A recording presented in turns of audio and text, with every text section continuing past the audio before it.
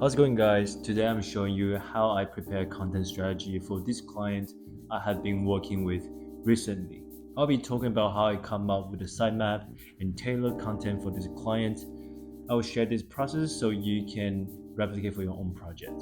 And if you're new here, I'm currently doing a documentary series on this project. I'll be updating my progress weekly, so make sure you subscribe to the channels as I will be updating very frequently, and I will also leave the previous videos link in the description below. Feel free to check them out. And let's go.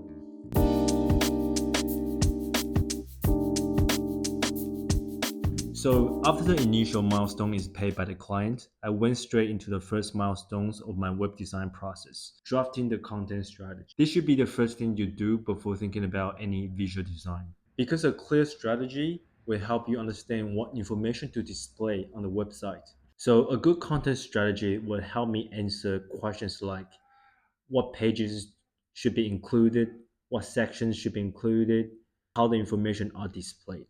So the first step, I use Perplexity to analyze the website and give suggestion by using this prompt.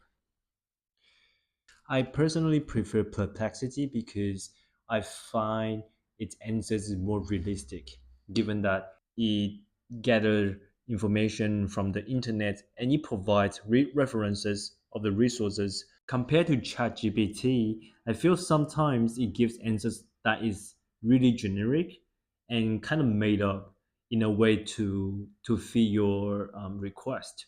I personally tested both with the same prompts for a while, and I found Perplexity give better answers and real life guidance. Whereas ChatGPT is better for creative writing. So I usually just use it for website copy, SEO copy, content writing, any creative writing. I use ChatGPT. But hey, maybe it's just me.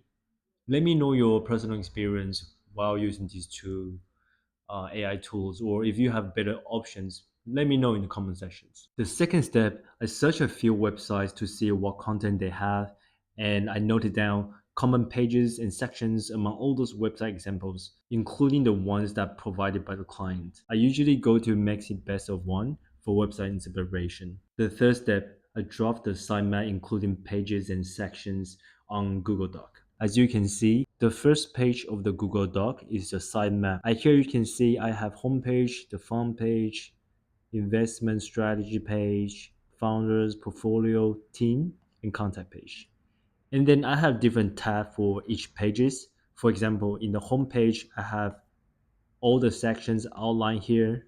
I have hero section, I have our approach sections, records highlights. So yeah, this is a document that I use to discuss the content structures and strategy with the client. Then the fourth step, I use ChatGPT to brainstorm text content that I believe suit to the client's website. So when I use ChatGPT to brainstorm text content, I usually use this prompt. As you can see, I have 10 variations. I like to do as many variations as possible so I can pick and choose. I can even come up with the ones that I really like. Even though I use a lot of AI tools to help with my work process, I still don't fully trust them. Final step, I put together the content and discuss with the client during the call. And that's it for today's video. I hope I have shared something useful for your designers out there. Feel free to drop any questions below. I will answer them as soon as I can. And please like the videos and subscribe to the channel. I will continue to updating my progress with this project. And that's it. Have a good one, guys. Peace.